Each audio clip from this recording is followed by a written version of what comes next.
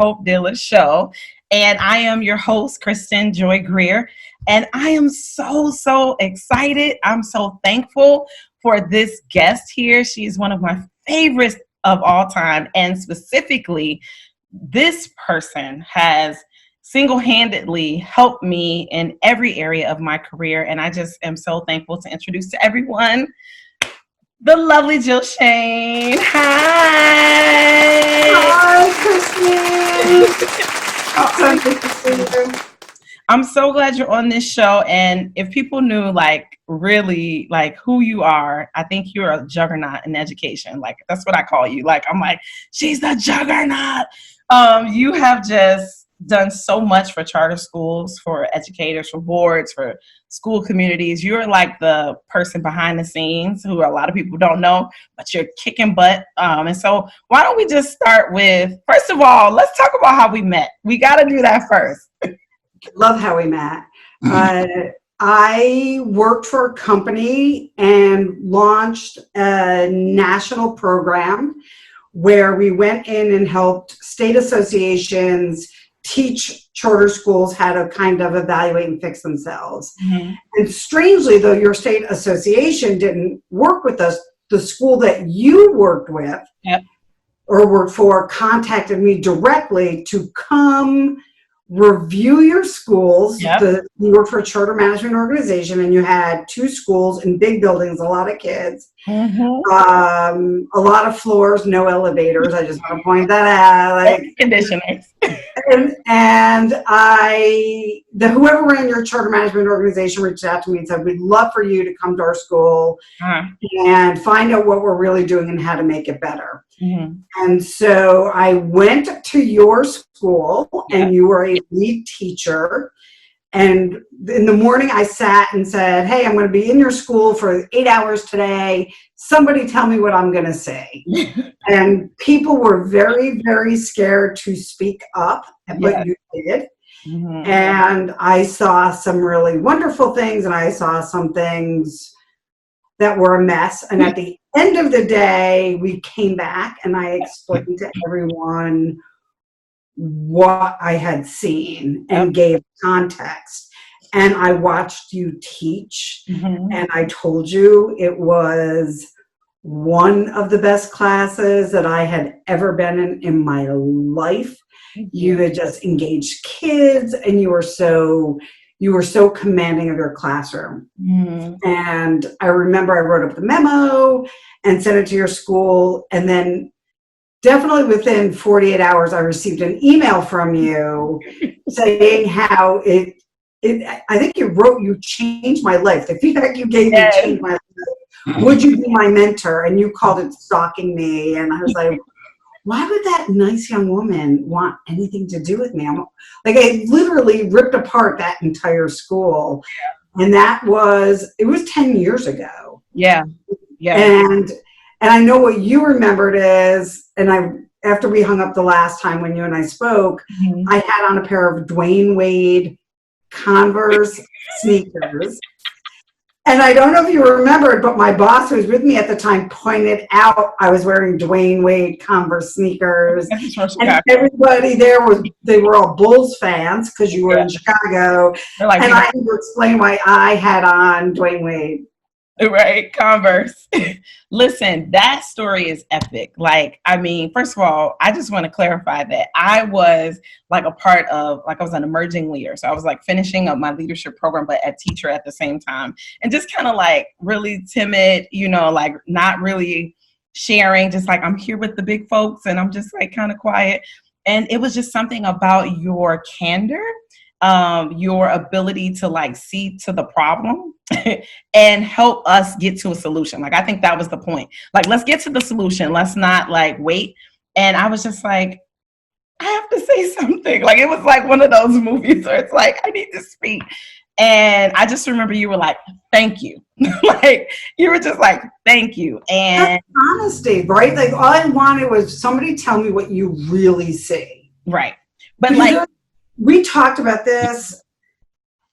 If we don't acknowledge all the problems we have internally to each other, the people you're supposed to trust, there will be no change. That's right. And I think that was like what I was dealing with. Like, we have challenges here. We can solve this if we're honest and we first deal with what is happening. But you had on these Converse shoes, and now that you know me, like, it makes sense. Where I was just like staring at her shoes, just like confused, because I'm like, in my mind, they kept, our school was telling us somebody from New York is coming in. And, New York to Chicago was a bigger deal. So I'm like, oh my God, they're going to come in with big suits, And she was like, I mean, if you could have, you probably would have put your Converse on the table. I had black Converse, black jeans, and like a basic either white. I must have looked like a waiter from Chili's, right? Like I was dressed like just so basic. But you still look so chic because it was just like so New York. You know what I mean?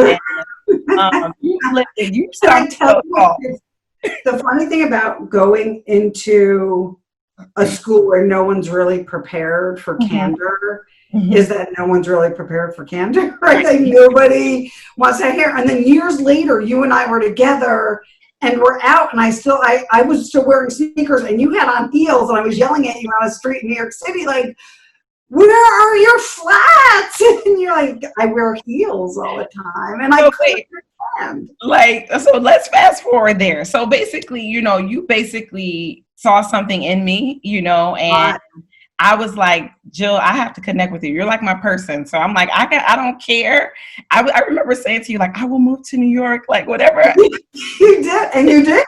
Yes. And this is I just want to speak to everybody listening. Like, if you're looking for people to mentor you, and for those that you see has what it is, like that quality, that you would desire, or something about their career or whatever, chase after it. And I didn't know what you were going to say, Jill. You could have came back and been like, girl, bye. I really didn't think I was going to hear back from you.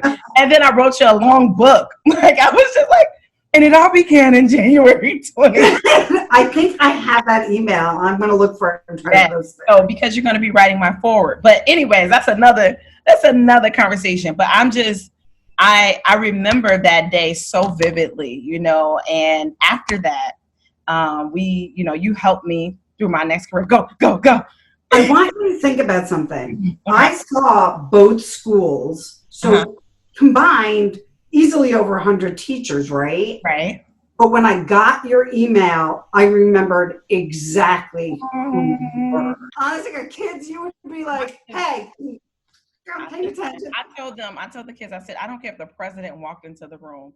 Your eyes are on me. Okay. And what's going on up here?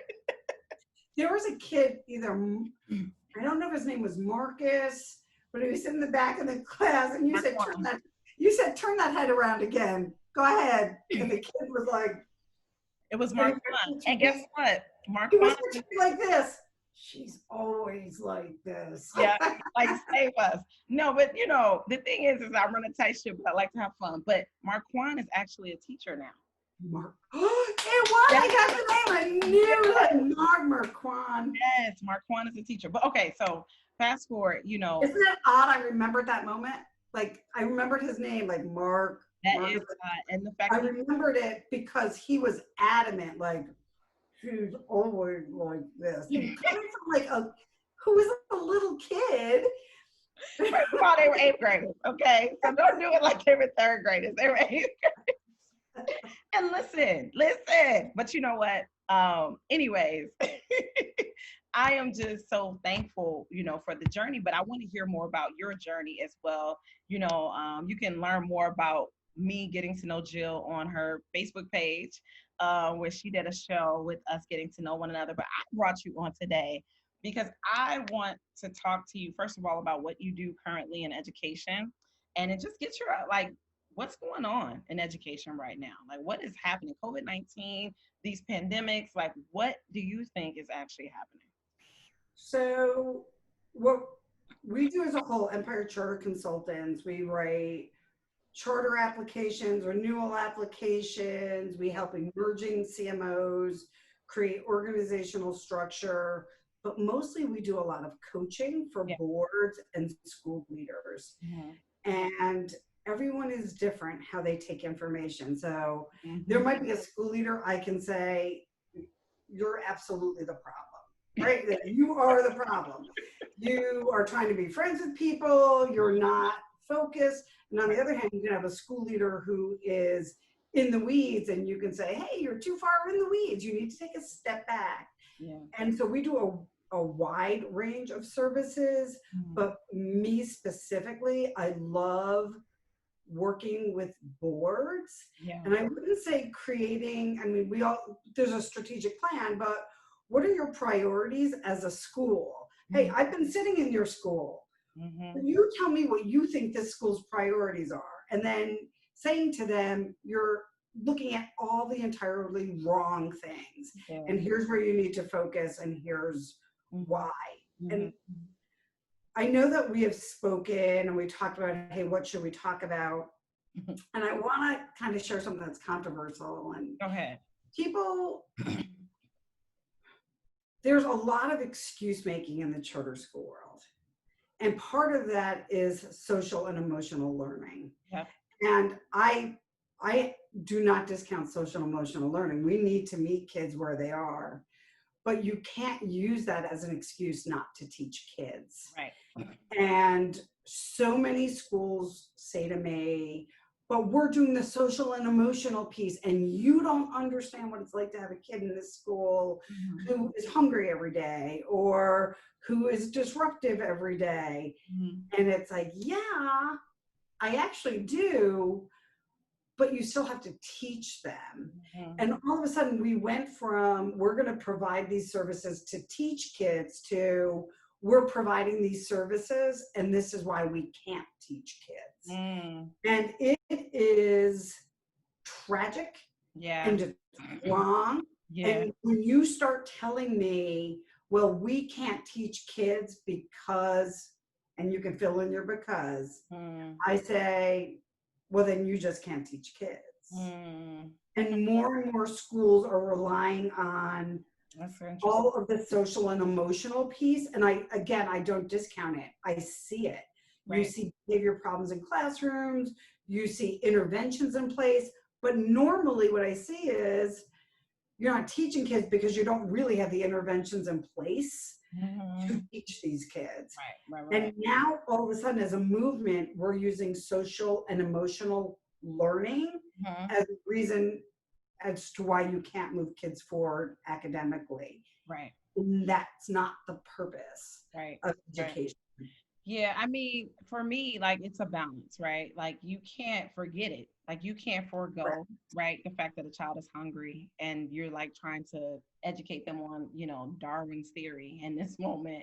And that doesn't even make any sense because this child is hungry. But at the same time, having low expectations is actually, you may as well starve the kid.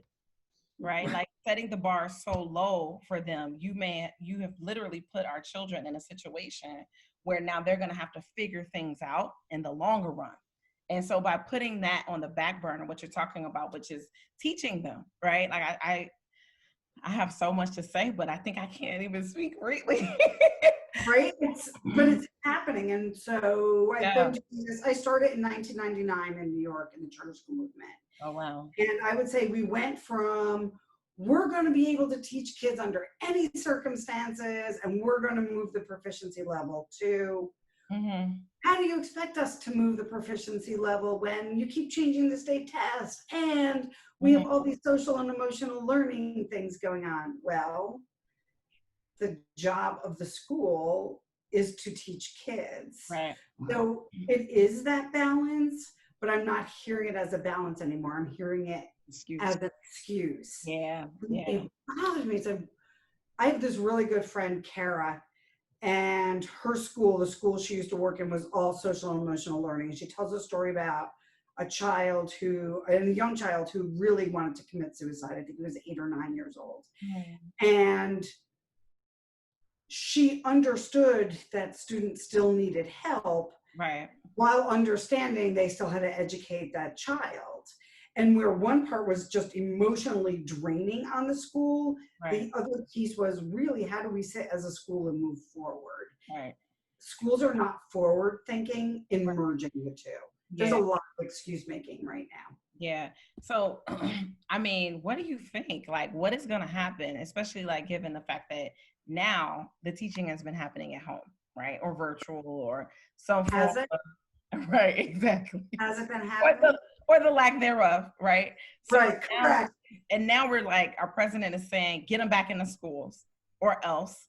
Then we have, some states deciding, they're going to do some staggered schedules. Like, it's just, this is not at all how we know education. What do you think is going to happen? Like, just across the board. Here where I live in Florida, we're reopening the schools next month. We actually start here in 4 weeks. Wow. And I find it fascinating where our deaths doubled and we hit the highest amount of COVID cases. I think we had 11,000 cases yesterday. I have really mixed emotions. One, kids need socialization. Yeah. And not just with other kids, but with other adults. Mm-hmm. And so there's a part of me that says you can't keep kids home forever. Right. And then the other part of me that I'm going to say something so horrible. There's the other part of me that says you're not really teaching kids either online or any other way when they're not in your school. And it's not just charter schools. I have friends who have kids in district schools, and maybe 15 minutes a week, the student is expected to talk to their teacher, or maybe one class has to be online, but everything else is through Google Docs or whatever system they have set up to do schoolwork. And it made me question, are students learning virtually the way we want them to? Right. Are the expectations there? And two, if you are a parent, and this specifically in New York City, if you are a parent and you are a parent of students, but you're taking care of your parents who may have COVID or another family member, and you've lost your job, right, and you're just going back to work, can you teach your student the way school can? And the answer is simply no. Right. And it's not just the teaching, it's kids' meals. And we see groups like Eastside House in the Bronx, and they're putting out 10,000 meals a week to families. And you say, thank God for these other partnerships that schools have. But the reality is, I don't think kids are going to learn unless they go back to school. And there's nobody who has proven to me otherwise. Yeah. And, it's just kind of tricky right now because, as a principal, obviously I've spoken to parents who have had to quarantine away from their children because they have had COVID or they're an essential worker and they are in tears, right? Just not being able to have that contact besides through a cell phone, right? Text or call to be able to say, hey, are you working on what you need to be working on? Did you log in? Did you do, and I'm talking about older kids. I'm not even dealing with the younger kids who I'm sure is a whole different kind of challenge at home. But I think on the other side, I have to think about the fact that I have a colleague, a principal colleague who passed away in March, from the virus. And I've had staff members who had the virus and family members have passed away. So it's I've even had students who had the virus. So it's almost like this conundrum, like, if we go back, will we expect more people to pass away, to die, and more, people sick? Are we going to have this, continuum? Like if a teacher comes back and contracts the virus, could be anywhere, right? On the subway, could be anywhere, and is out for 14 days, heals, comes back, and now works for a week, and then gets sick again. So what's going to happen is substitute teaching and some form of like virtual, like, are we ever going to really get out of this? And like, what is this pushing education into?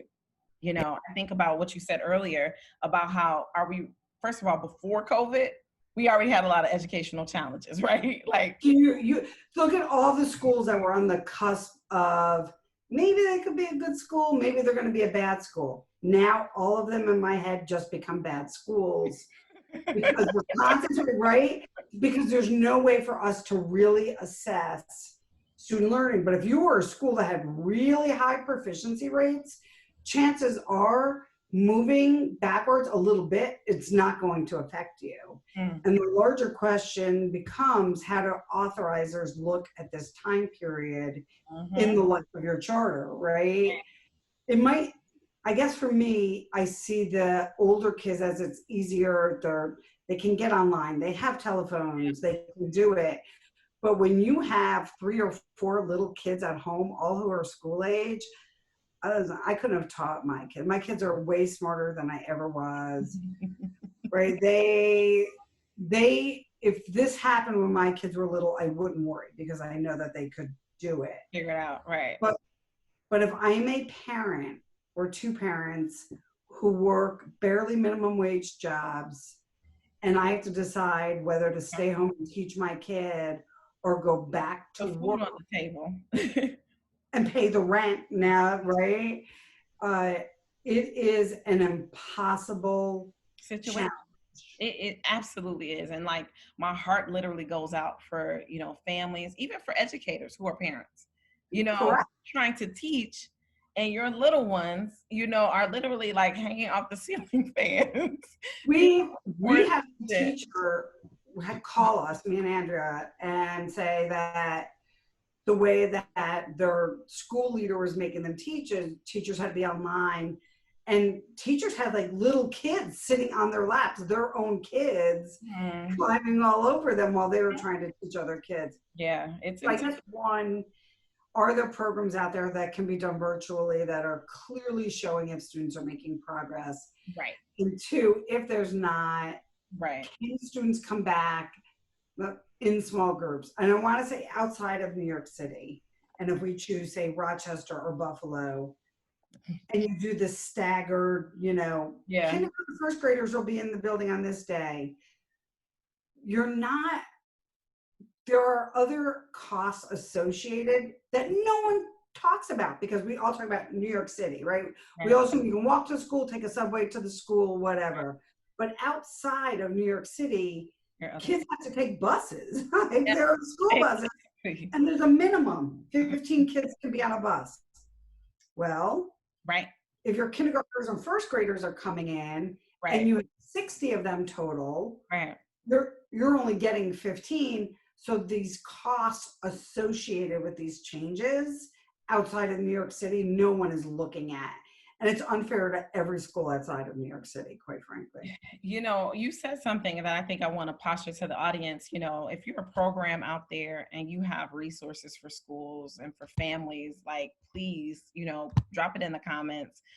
Please let me know, let Jill know. We want to get that information out because even as a school leader myself, just thinking about organizations that I want to work with who can do both, who can be virtual, but yet at the same time can support when we come back into the building and however long we're going to be there. Now, I have something controversial to share with you, and I want to get your opinion. Since we talked to parents, we talked to some community partners.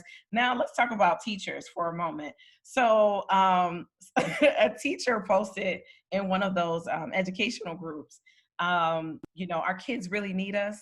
And I don't care if I have to die, I'm going to be back in the building to teach my kids. What's your take on that?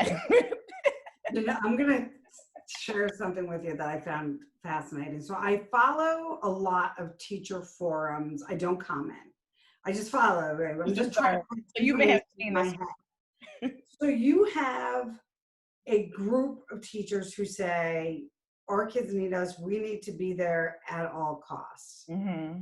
And then you have the other one saying, hey, I'm not willing to die to go back to school. Right. And even if little kids aren't getting it, they can carry it. Right. And we're going to find ourselves all out of school again. Right. And I feel kind of both ways. If I were a teacher, would I want to go back to school with your little ones? A bunch of like little kids wiping their nose and, they go to the bathroom. You have to remind the kids to wash their hands anyway. There is no way in my head that you're going to get kids back in a classroom. Yeah. And all of a sudden, these kids are sanitizing themselves and not touching anything. No lie. I was walking through the mall and I watched a kid. He was about 11. He was with his mom. His finger was all the way up his nose. The other brother was like, no mask. And I thought, if I were a teacher, right? If I were a teacher and I knew there was a nose picker in my classroom who's going to wipe something somewhere, do I want to go back to the classroom? Exactly. But not only that, right? Like, I got the opportunity to see my students for a graduation ceremony, and we were like trying to socially distance as best as we can. But we had those students and families like, give me a hug, like, and that those are older kids. So imagine like the little ones, like, how do you stop a little one? You don't. They Right. hug total strangers in classrooms. And what does that do, right? Like the rejection of that, like the isolation of that. It's just, there's so much. So it's like, you want to root for those teachers that are like, I'm coming back into the building, I'm there for my kids, and I don't shun them. I thought it was funny. It was 1,000 comments and people were going in, Jill, but you probably There is a lot, and I think it depends on where you teach. Yes. Right? Like the suburban teachers are like, we are all in. And I'm like, okay. Like, I clearly know where you teach, and it's not the same schools I'm in. So I have not seen a whole lot of people in support of it.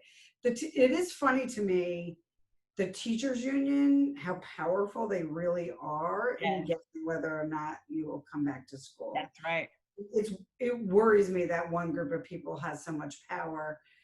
On the other hand, socialization for kids, I can't imagine being 5, 6, 7 years old and not playing with my friends. Yeah. Like, I just can't imagine even having to explain it. Listen, I'm 56.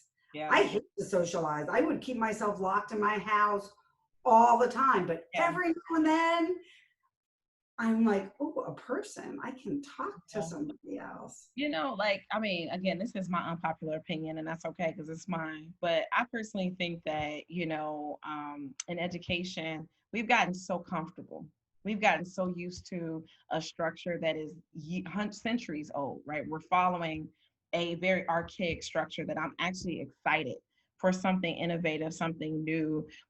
Kids weren't really getting, I mean, across the board, especially disenfranchised youth, students that are in poverty, students that are in some settings that are not fully funded and supported, they weren't receiving the level of support. And I think that even smaller, right, segments, having that smaller focus, I think also just looking at our kids are on video games, 8 to 10 hours. My 8-year-old nephew, he can play literally for 8 hours straight, clock in, no lunch. I don't have any staff that would be willing to sign up for that gig. But these kids are like, they are engaged in other things, and so education has become like, the way that it used to be, or the way that we were taught is how we learn, And so I'm kind of excited, but I'm nervous about, not so much about COVID. It's this next topic that I want to ask you about, which is race.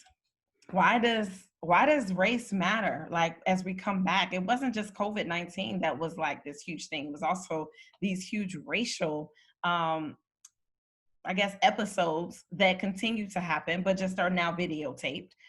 Talk to me. What do you think? So, had this conversation with my mom recently, and it went, horribly wrong. And then had the same conversation with my sister.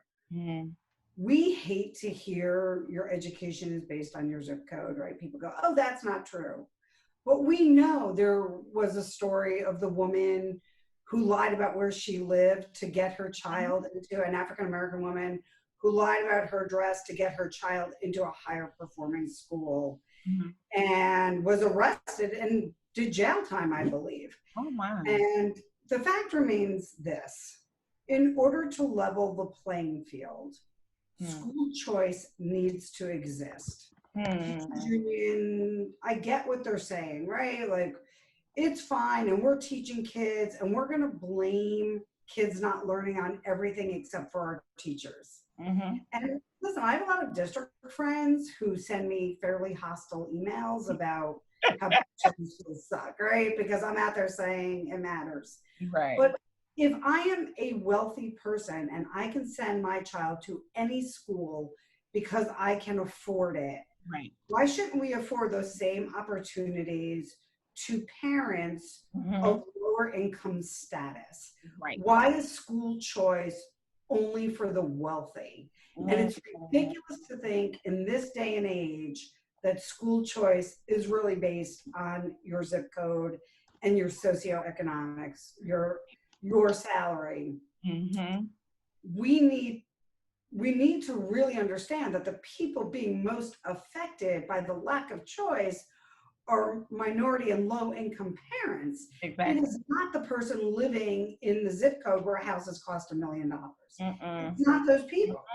Nope. And until we say school choice matters, yeah, it doesn't matter how much you make. You as a parent get to decide where your child attends school. exactly. It is going to continue to be a race and low income issue. And when somebody says to me, and this actually was said, I was in a meeting many years ago, and there was a very anti school choice woman on a panel. And she said, it sickens me that these people just think they can come to our neighborhoods and teach their kids. And it's like, ma'am, did you mean these people like Black people, Hispanic people, low income people? Like we hear people using language, and it is putting African American, Hispanics, Asians, low income people in this bucket of these people. And what it said to me is these people who don't live in a nice neighborhood, don't drive a nice car, aren't working jobs making a lot of money, don't have a choice where to send their kids. It's a wrong statement. Yeah. It should not matter how much money parents make. It should not matter what your zip code is. It should not matter who you are. You should be able to pick the best school for your child. And recently, one of my friends posted 20-something Catholic schools shut down in really high-need areas. Yeah. And these are kids who got scholarships to go to schools. The schools were probably 1,000,000 times safer than the district school they're going to have to go back to. And we as people don't seem to be very concerned that minority and low-income families are not entitled to school choice. Why aren't we mad about that? Why do we feel if we have money that we can say, you know, you live here, so that's your school. Right. Right? That's it. Granted, it's been a failing school for 80 years, but that's the school in your neighborhood. So that's where your child can go. And having those low expectations. My sister and I were talking yesterday and just about education. Yeah. And I do not pretend to be anything other than what I am. And that was a kid who grew up, you know, lower to middle class, saw what the education system did and didn't do. And she said to me, you know, no one ever talked to us about how to fill out a college application. Nobody at the school we went to remembered, like none of my siblings, and I'm one of 8 kids, said, geez, they sat with us and filled out the application and scholarship forms. And so I had that conversation with Andrea, and she said, you know, we did sit at computers and they filled out the forms. And if I talked to my friends, they were like, no, our school never had that conversation. So why did some of us not have that conversation with our guidance counselors and teachers, and other kids who went to the same school at the same time, graduated with us, actually got that opportunity? And it's because they had already decided based on social class where we will go. And that's the problem. And we've made it, and we see instances like George Floyd. And people, and girl, you even know, like the things that people will post and how divided we are as a country. Exactly how you see that division is the same division in education. And I get ignorant when people say, well, somebody shouldn't have run from the cops. Okay, but every interaction they've had with the police has been like dealing with the military. And you don't understand what it's like in these neighborhoods, whether kids are doing something or not doing something. And it all starts, for me, it all starts in education. It all begins and ends in education. And we need to give parents a choice. We need to keep kids in school. We need to stop blaming social and emotional problems on not being able to teach kids. Yeah. The foundation is education. How we build on it, the house is either lopsided or it's a perfect house. Yeah. And we have to stop saying lopsided is good enough. Right. You know, that was fantastic. I mean, I think that we never really integrated schools, you know, and I think that this idea of, you know, we're integrated, yeah, we may be in some function in some places, you know, but across the board, if you really look at like the trajectory of the different minorities or social classes, you're seeing kind of the same sort of trend, right? I think about what what your sister asked you. I was in a very similar situation. I went to a suburban high school. It was mostly when I first started, I was placed into like this gifted program, and they kept all of us like separate from the rest of the students. Right. But what happened over time is that more families of color started to come in the neighborhood. And so this is a large school. I went to a school of almost 5,000 kids. So this is one high school, this huge school. And I'm coming towards the end of my sophomore year, and I'm speaking with my guidance counselor. And again, the demographics of the school is changing, and the neighborhood is changing, right? The real estate in this neighborhood is changing, right? And so, and a lot of the families are now moving out, right? And I'm going to say white families, a lot of white families. White. Exactly. White. They're moving out. And so I'm sitting down with my guidance counselor, and she's saying, you know, she's having to do her little checklist. Now that I'm a principal, I know what that is. You just got to find out where I'm going to go to college, or excuse me, what my next step, my post-secondary step is. So she asked me, you know, are you going to go to the military? And I'm like, no, I'm going to college. And she said, well, have you thought about a trade school? I said, I'm going to college. Now, mind you, my parents, both college, you know, educated. And this wasn't a question in my home if I was going to college or not. So she looks at me and she says, well, you're not going to be able to get into college with that GPA. What do you want to do? And I said, well, I want to study. I don't remember at the time. I'm sure it was speech pathology at the time. And she's like, you know, well, you should probably with that GPA consider something else outside of college. And so I started to get like angry. This is me as a 10th grader, right? 16 years old, I'm angry. And then I get to my junior year and I'm starting to see something like, you know how you have like this awakening.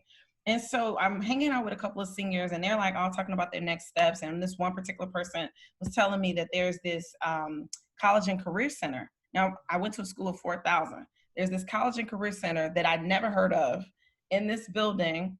And if you go, you can get like your applications waived, like they have scholarships. I'm like, really? And of course they give you pizza. So I'm like, okay. I go anywhere for pizza. All that out of class. Schools. Out of class. So I went and I ended up staying in this room. It was like a very small office. 2 lovely women worked there. Women of color, they were like trying to help everybody that came, but there was probably about 2% of the population that came through those doors because it wasn't a mandatory thing. It wasn't like, you know, it was like this one-off office. If you got there, you got there. You know, they made maybe a loud announcement about, you know, recruiters coming in. I'm sure they did the best that they can because I'm not going to, you know, vilify, you know, schools or anything like that. But what I did notice is that even in that community, many of the people that I went to high school with, they either went to college or they didn't go to college, but it was not a requirement. It wasn't, and not even that college is the end goal, because that's another conversation, but even just thinking about like what your next step was. My guidance teacher said, you can be a nurse's aide, a beautician, or join the military. Mm-hmm. And I used to get really emotional when I had this conversation, and what I became was a 19-year-old pregnant girl. Mm-hmm. And when I found out I was pregnant, I remember my very first thought is, whatever I didn't do right, I'm going to change for this child. He's not going to go to the same schools. He is not going to live and hear the same things that he's less than. Right. But I also thought to myself, man, I became exactly what they thought I would be. Right. Like somebody who is pregnant and will go on welfare or Section 8. And I remember thinking that's not going to happen. Right. And on a very funny note, there was this advertisement for the original OG Teen Moms, like for this new show. My husband's like, "That's you," right? And we were laughing. But the truth is, there was that moment in my life as this really scared 19-year-old pregnant girl with no education, right? Like with really no foreseeable future in front of her, realizing I became exactly what society thought I would be.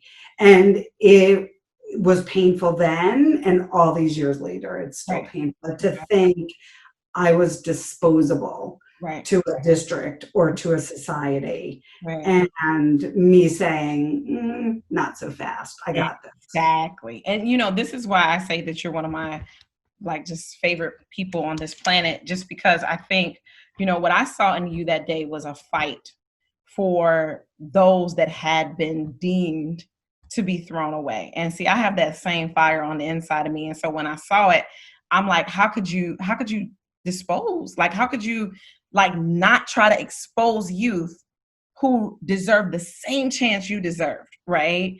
To like excellence, to a future, to hope. Like, how could you do that? And what I love about you, Jill, is you hold everybody accountable. It doesn't matter who it is. It doesn't matter color, because your philosophy is pure, which is like everybody deserves that chance, and doesn't matter, right? Imagine what I would be if somebody thought, you know, hey, she can go through college and she can do, like, what would I have become? Not that owning a business, right, is the worst thing, but every day was a fight. And you have to think, when you are up against some of the smartest people probably in the country who do this job, and you disagree with them, and you don't have the pedigree they do, you don't have a doctorate, and you don't have 2 master's degrees in education, and you don't have, like, that is what you have. And what you're standing on is the principle of, but I lived the life of that kid. Exactly. And I was that kid, and I'm telling you, no, that's not right. And you can't say that. Right. And it does lead to a conversation that I wanted to have with you. And I noticed a lot, even in the school that I met you in Chicago, and probably every school you've worked in after, is we don't have a whole lot of teachers that are reflective of the student population they're teaching. Can we talk? And can we talk about this? And because people have asked me repeatedly, does it matter? And I said, well, this is what I can tell you from just experience. You have a young Caucasian person who is like, I'm going to teach every child, right? And you don't want to ruin their hopes and dreams. You want to embrace the fact that it's hard to be a teacher. So the fact they want to do it, and they specifically say, I want to teach in an urban area. Right. And they didn't grow up in an urban area. Right. And they didn't do their student teaching in an urban area. And there are no classes in colleges really about charter schools and what it's like to teach in an urban area. Yeah. They get into a school where they have never dealt with a parent who has no problem punching them in the face. And that actually is a true story. There was a school, and the teacher was so surprised he got knocked out. And I'm like, what did you think was going to happen? And so part of me, and because you're a school leader, we work with what we have. People apply. You need to fill positions. Teachers have to be certified. But our teachers are not reflective of the students they're teaching. And it's a big conversation now. And there's part of me that says, hey, they have to be certified. It's in the law. There's nothing we can do about it. But how are we preparing teachers who may not truly understand urban education to go teach in urban schools? Yeah. So, you know, it's so funny because I'm actually working on a project to like try to do some work in educating people, because, you know, I choose to work where I work, right? Like, I purposely have planted my feet.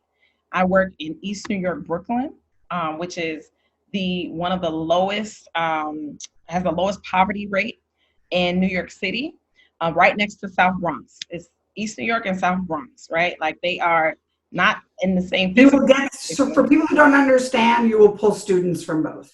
Exactly. Exactly. And so it's just, yeah, it's a very, very impoverished community, but at the same time, it's a very affluent community, if you ask me, right? When I go into the community, I don't see, oh my gosh, this and that, because I am that. I grew up on the west side of Chicago, right? When you came to see my parents' church is down the street from that school. I am those kids. I am the product of someone believing in me That's and how I feel. giving back. And people of color. I went to a really great middle school called Joseph Kelman. I got to shout them out. All the educators there were women and men of color. And my parents were really smart to me with doing this and putting us in this school, because you got to learn about your own identity. And I think what happens is that you're right. Like there is a shortage of people of color, and then you get the race talk, and then it's a issue, right? Like because then there's this whole law where you can't just hire, you can't exclude races, right? In But the First Schools Act, you have to hire certified teachers. at the same time, though, right? The question if someone actually doesn't matter. That's asinine. It's not like the people of color are in the white or majority. Correct. It would be different if we were there, right? Because that would be a whole different kind of problem.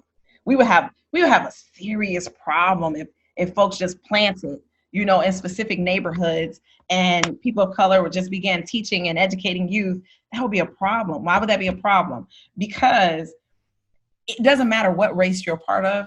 You want to have some connection to who you are, where you've grown up, what your heritage is, right? Having some connection. Now, on a separate note, there's a lot of drawbacks to it, right? I'm not going to say it's just like, oh yeah, get people of color, it's going to be all great. There's a lot of drawbacks, because I just told you I grew up in those same neighborhoods.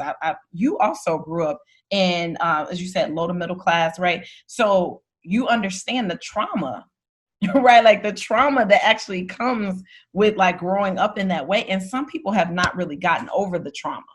And so the way that they handle circumstances in the child's life or in education comes through their trauma. So I agree.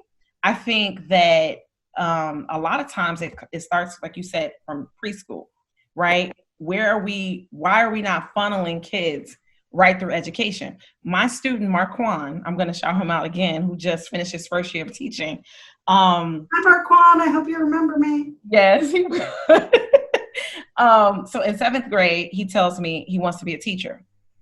So I said, okay, you sure you want to do that? I asked all my students, what do you want to be? And we start working on that path in 7th grade. So you know what I did? I put him as my student teacher. He had to write lesson plans.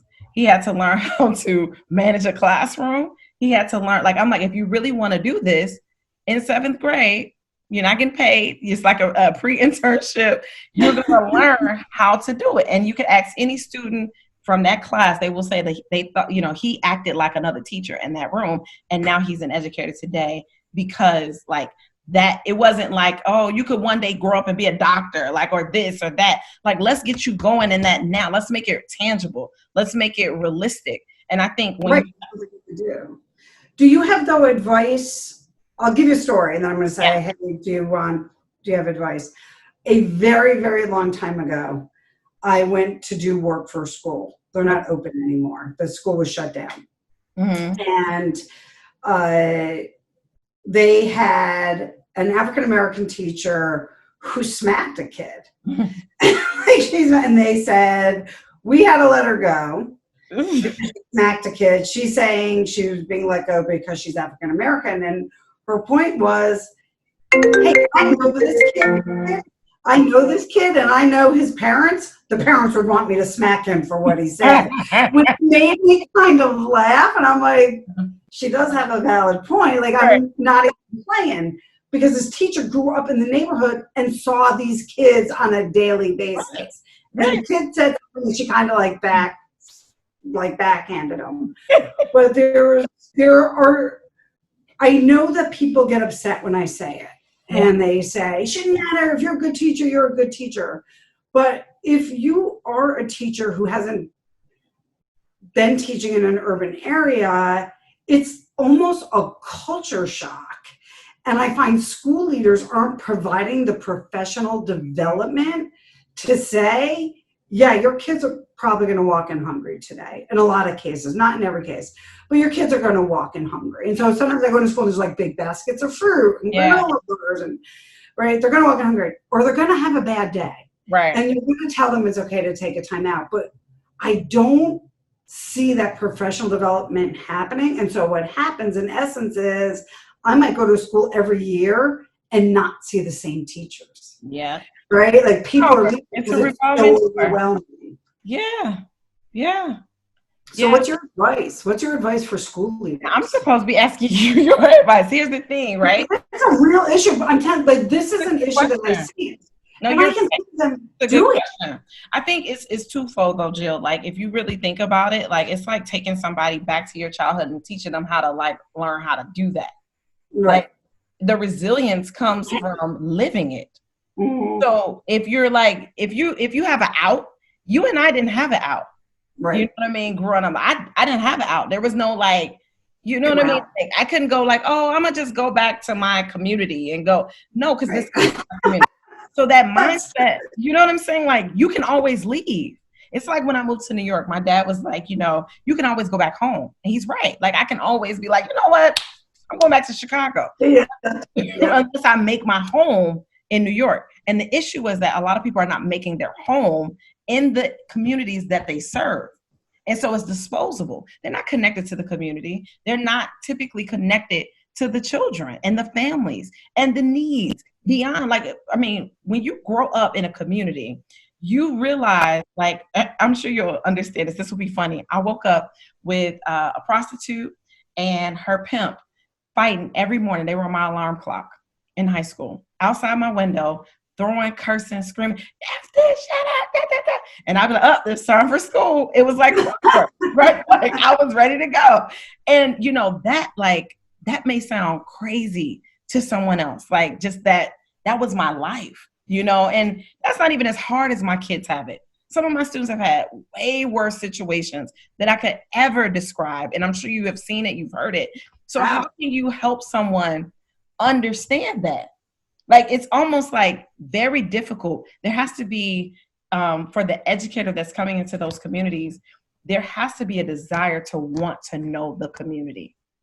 It just has, it's like going to another country. If you go to another country and you're going to live there, you don't just like, I'm just going to keep my own existence in a bubble.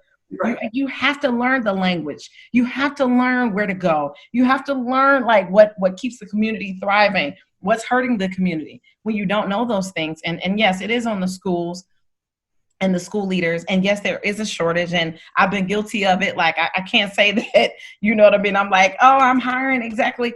It's difficult. It's not easy. It's not like, you know, it's a Rolodex and we could just be you know, it's, first of all, if they're coming into this community, it's probably because we have a need, right? Like, it's not like, you know, we're so full in positions that we don't have, you know, we're like, we can't take it right now. Right. We, like you said, that revolving door. So it's like a twofold partnership. One of the things that I've done is like diversity. I've been certified in diversity and equity, but also like teaching my team around what that looks like helping them to understand almost the Disney model. Funny you're in Florida, which is like they are the customer. This family, this community, I serve them, not the other way around. If you think that you're coming in to be Superman, if you think that you're coming in to be some sort of savior and champion, you got it all wrong because they already are Superman and Superwoman. These are already the answers. You just come in to help them get further along. You're here to serve them. You're here to support them. But I would say, I would love to hear one principal say, we're going to do social and emotional learning for our teachers. Our teachers, our students need it, but our teachers need to understand this is the roots of the problem. Like, this is what we're trying to overcome.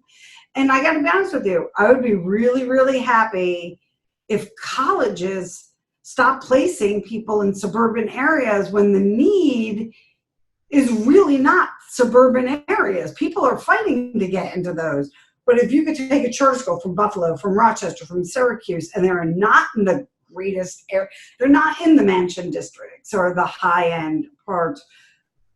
Teaching teachers to be teachers needs to change as well, because it's not, as you said, it's been this institutionalized way of doing everything, and that has changed. How many? No, that's great. Like, how many schools have you been in? And you've been in over probably thousands of schools at this point. I have. So how many schools can you go in and say, like, and I want to know, like, an estimate, every teacher was on point? Never. You see what I'm saying? So somewhere there's a group of 30 kids or 70 or 90 or whatever transitioning through these like different, it's literally like a maze.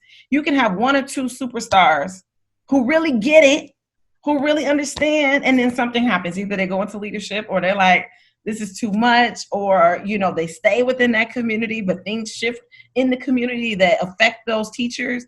Like, how are we, and this is my concern, like my larger concern, we haven't figured out how to master teaching. That's the issue. So I will say the one school that always comes across, obviously we hear about the CMOs who get the high proficiency. Dr. Charlene Reed, Bronx Charter School for Excellence, and I told you about her before. Yeah. I feel like I gave birth to her on some level. When you go to her school, and here's a person who has 7 charters, right? Thousands of kids. Every day she looks at the attendance and can tell you why kids are not in school. Mm-hmm. And for me, it's a different type of leadership because she took the time to understand every single parent, every single family, every single child, and how best to serve them. Yeah. And so in my head, hers was always the greatest model, because you can say, you can walk through a school with her and she'll open a door and she'll know exactly what a teacher's supposed to be doing. And if they're not, I know that teacher's going to hear later. Yeah. And here's the other thing. She sends her own kids to her schools. Right. So her kids give her feedback. And so she has schools in New York and Connecticut. That's important. And hers is the closest model to, we want you to understand the student population, so we're going to give you all the resources possible to do it. Yeah. But somebody at her level still being able to look at attendance rolls and say, this family has really struggled in general. Mm-hmm. And so we're going to help this family. Right. And it's the first time that I saw kind of compassionate teaching. Yeah. Like, it's not just going to be about being in the classroom. It's going to be about this child and this family and bringing the resources to them. And there are a few other schools that do that. And, you know, we hear about the schools, you hear about the Success Network, the Icon Networks, right? The Achievement First Networks that have these high proficiency rates. But if I were to go into their schools, it looks much different. And you're not allowed to go in and sit in classrooms and observe unless you have special permissions. Looks much different than a Bronx Excellence or a Bronx Better Learning, or even Steve Perry, Dr. Perry's Capital Prep Schools. Yeah. They all look very different because of their relationships with the families. Yes. At the level where the families are. Mm-hmm. I mean, that's the first, like, you can't even do the work. If you don't have relationships, if you don't really understand the families, the needs, the community, you can't do the work. And you may think you can, because you may try to focus it on things like rigor and academic excellence. But at some point, kids out. We know what happens. Exactly. And the kids get moved out. And then they come to my school. Right. You know, you tell me. Love them through. Hey, this group started and there were 100 kids in the class. We're graduating 18. I think to myself, that's great. That's 18 kids. But those 18 kids probably would have survived in the district. I want to know what happened to the other kids. And that's where I think you come from too. So sorry. No. This is good. Like, I mean, I feel like we could talk all day. Yeah. And we should, because I've missed talking to you about this stuff. And, you know, I want to just like start off and say, like, this whole show is about like hope. And by no means do I think any of us, first of all, anybody that's doing this work should be commended. God bless. right? Like for the effort, even if it's just the effort, but the love, the compassion, the resilience, the perseverance that it takes. And we need, basically, we're crying out for, we need more. Like we need more people hungry with a fire to not just be okay with the status quo, but to Yeah. actually like push it. Like, how do you continue to push it forward, even against all odds? You know, even if it means connecting with families, connecting with students, connecting with communities and partners, whatever it takes is really what we're getting at, you know, in this conversation. But I want to know from you, in what ways do you want to inspire hope for educators, families, advocates of education? That's so hard. So I'm not really sure I'm inspirational. And I've told you Pulling this out of you. before. I don't think I would like to say, and you asked me this before, like what my legacy, I'm actually writing about it. I'm going to post it today. Yeah. But I think we have to remember that every child, regardless of circumstances, deserves a good education. Right. And if you are a teacher and you're struggling teaching your kids, ask for help in how to reach those kids. And I Don't want to know stop that asking. I love what? I said they shouldn't stop asking. Right, keep asking, Yeah. like keep saying, like, I want help. I want to reach these kids. Mm-hmm. Those are the teachers that the kids will also remember, the teachers that didn't give up on them. There was a woman who I'm still friends with, Julie Jackson Forsberg. I love her so much. And during her PD, she said, who is the child that you show up every day for? Right? We all have one. She was a teacher, then was a school leader. She said, you should all have that student that every day makes you crazy. And you are showing up on Tuesday, Wednesday, Thursday, Friday to say to that kid, I'm not giving up on you. Right. And so if I had to talk about inspiration, it's if you choose the career of being a teacher and you want to teach the hardest population, the kids, the most underserved population, ask for help in understanding what that's like. Mm-hmm. Ask for help, because I feel like those are the teachers who could make a difference. Yeah. We don't have the support. Resources. And for advocates or for even parents, it's like, believe that this charter school movement was created for a reason. Yeah. And we have an obligation, and it is not okay that some kids fall through the cracks and that some kids don't. And we shouldn't accept that as people, just as human beings. You as an educator, me as just me, it's not acceptable to say, well, if we teach 50% of the kids, that's 50% more than would have been reached. It's like, right, but then you still have 50%. And we have to stop thinking those numbers are okay and acceptable. Yeah, yeah. And so if you feel like you are one of those people who have said it, I want you to think about, then how can we reach that other 50%? What are the life skills we can give them? What are the manufacturing jobs? What are the trade jobs? Where's the military? What is it that we can give those kids to meet the other 50% that you promoted? Mm-hmm. That's fantastic, Jill. You are like I don't know, you're the most intelligent in this work. Really? You're the queen of charter schools and the charter school movement. The fact is, and we've had these conversations, when you already feel like everything is against you in life and you're a little kid, and I don't, you have to be able to relate to that, right? Like there's somebody who grew up somewhere that's just not a relatable fact for them. Mm-hmm. When you feel discouraged when you're 5 or you're 6 or you struggle and you're living a certain life, you don't miraculously step out of that feeling, when you hit puberty. It is something you carry through life. Mm-hmm. And I suppose mine is, and my friend Mary and I have this conversation all the time, it's how you grew up is how you feel about yourself. So I always see myself as less than. Yeah. I'm never going to be the smartest person in the room. I'm never going to be the person with 8 million degrees showing, oh, my point of view is right because I have this. I'm not that person, but I am the person who lived through a system that didn't serve me well. Yeah. And that drives me every single day, because no adult should have made a child feel that way. No adult in the school system should ever tell a student they are not enough. Yeah. And I think that is why I stay with it. We actually, Wendy Nelson and I talked. There was a little girl in your school. She was dressed like a princess. She carried a wand everywhere. But we can see her. Wendy and I were talking about it on the phone the other day. And I said, Wendy, that little girl changed everything in my life that day. Because she was going out onto the playground dressed like a princess fairy with a wand in her hand. She had a tiara on, right? Yeah. Beautiful flowy hair. And she was going out to play on a concrete slab with no playground in Chicago, where there had been police tape up 3 hours earlier. And it's like, where is she now? She'd be about 16 now. We figured out she would be about 16 years old.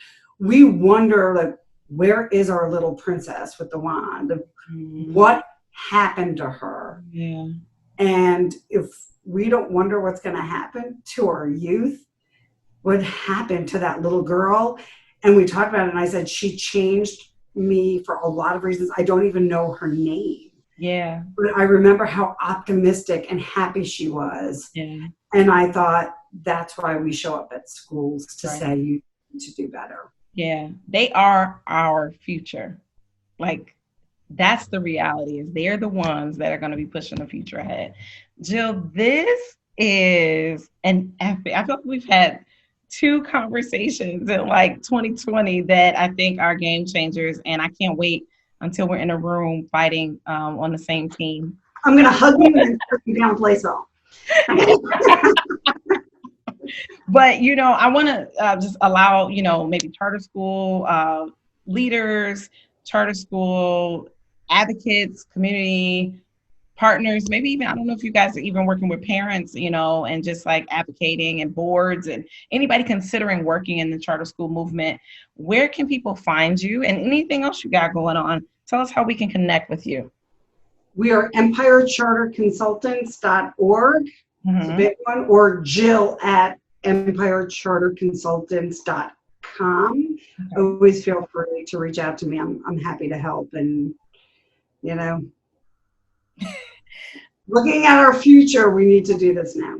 Jill, you are a gem, and I know you're like, I don't have this, I don't have that. But listen, that little girl that you felt that was disposable, or however, society has made you feel, has now helped thousands of schools. Many stay open, many push through to be foundations and communities. And so you are my hero. And I'm just so thankful to have you on this show. I love you so much. I'm so thankful you sent me that email 10 years ago asking me to be your mentor. Yes. So this is the modern day hope dealer, everybody. Jill is one of the people that helped me make the decision that I am going to pursue a life of education. And this episode was specifically to let anyone out there know, there's going to be a lot of challenges. There's a lot of challenges in the educational movement. Families, don't give up. Students, don't give up. For sure, you are our future. And for the educators out there, we just want to send a special note of encouragement. COVID-19 has put us all in a very precarious situation, but I want to encourage anyone that's out there, don't give up hope. Hope is the very essence of what it requires for us to push through in these troubling times. But I just truly believe that there is an opportunity for us in 2020 to revolutionize, to innovate, to provide a new opportunity for our children and for those to come. Don't give up hope, hope dealers. And until we see each other again, be the hope that you wish to see in the world. I'm Kristin Joy Greer, and I'll catch you later.